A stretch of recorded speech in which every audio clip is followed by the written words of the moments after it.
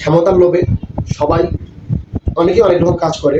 তো আমি বলবো বর্তমান আমাদের বাংলাদেশে কিন্তু নতুন সরকার বিএনপির জিয়া রহমান সাহেবের সুপুত্র তারেক রহমান, আপনি এমন কিছু ভুল করবেন না যেখানে আপনার বাবার যে অবস্থা হয়েছিল এরকম অবস্থা যেন আপনাকে না করে কেউ।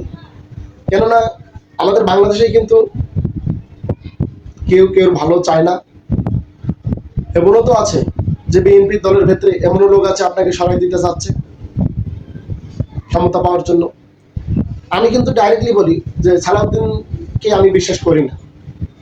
হয়তো সে পল্টি নিতে পারে আপনার সাথে, তার কথাবার্তা কিন্তু ফেসিস স্বৈরাচারের মতো কথাবার্তা, আমি তাকে পছন্দ করি না। আপনি সবসময় ওনাকে স্বরাষ্ট্রমন্ত্রী বানাইছেন, আপনি সবসময় ওনাকে কঠোরভাবে প্রচারক করবেন, কেননা ওনার দ্বারাই আমার কখনো বিশ্বাস হয় না।